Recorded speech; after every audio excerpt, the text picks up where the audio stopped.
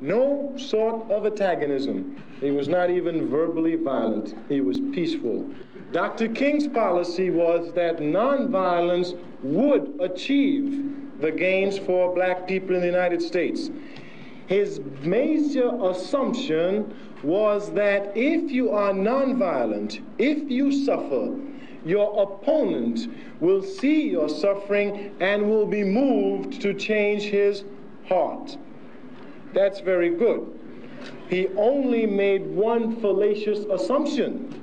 In order for nonviolence to work, your opponent must have a conscience. The United States has none.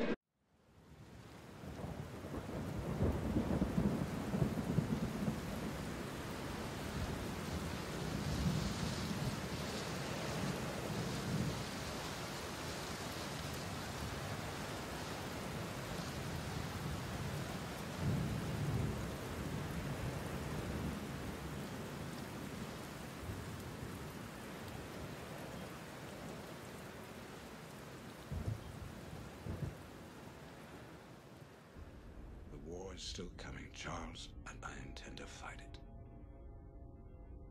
By any means necessary. And I will always be there. Old friend.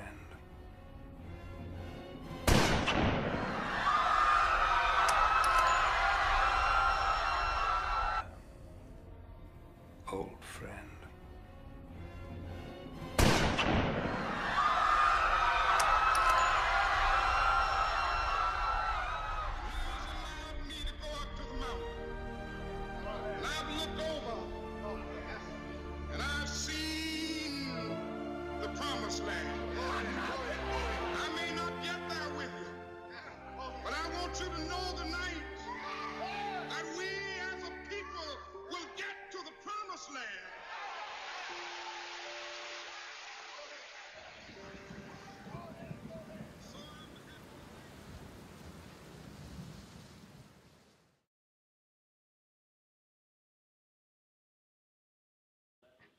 Magneto believes that humans and mutants can never coexist because humans have held mutants down for generations, and the only way for mutants to get on top is to overpower the humans.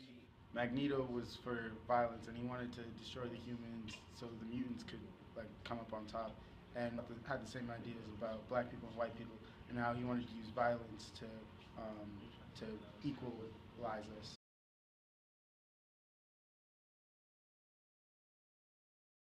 Professor X believes that humans and mutants can coexist if humans learn to get over the mutants' differences and just come together. Like, he feels like protecting humans is the best way to get them to come on their side. And Martin Luther King wanted peace, similar to what Professor X wanted. He wanted the mutants and the humans to be in one unison, and that's exactly what Martin Luther King wanted with white people and black people to come together as one and sit together at a table and eat together.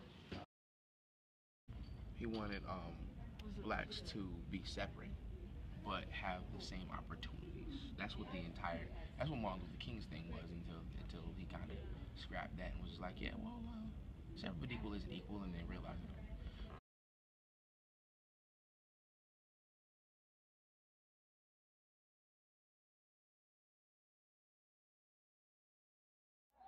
Let freedom ring from... Our generation has the memories of the unpunished murders of Shirley, Goodney, and of Medgar Evers. There are going to be no more unpunished murders.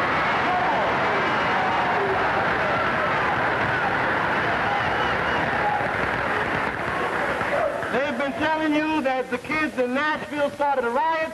Number one, you ought to recognize it is not a riot, it is a rebellion. A rebellion.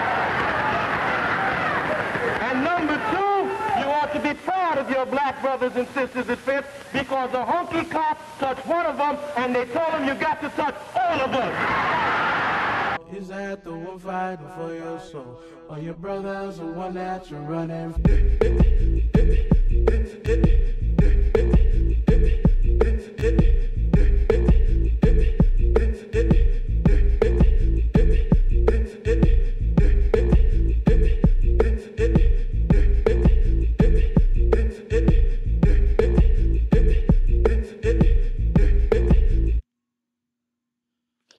mean, there's no question that you can compare Stokely Carmichael and Martin Luther King to Professor X and Magneto. There's no question. But it goes deeper.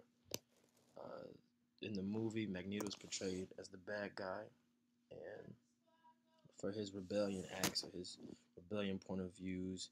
And I just think that subconsciously this has an effect on us. And us having a negative view towards Magneto, some of us have a negative view towards Carmichael. He's looked at as the enemy, the terrorist, and Martin Luther King is looked at as the savior for equality. So, you know, it's crazy, but you know what I'm saying, think about it, because you know, I don't think we realize it so much, but if we actually sit and think about it, we paint Magneto and Carmichael in a negative light, as we do Malcolm X.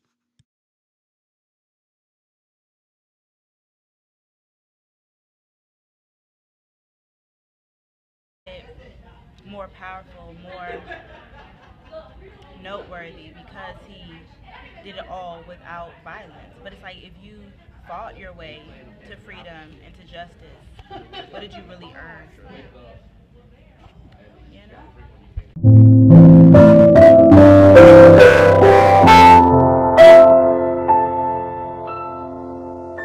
5 years ago, a great American in whose symbolic shadow we stand today signed the Emancipation Proclamation. This momentous decree came as a great beacon light of hope to millions of Negro slaves who had been seared.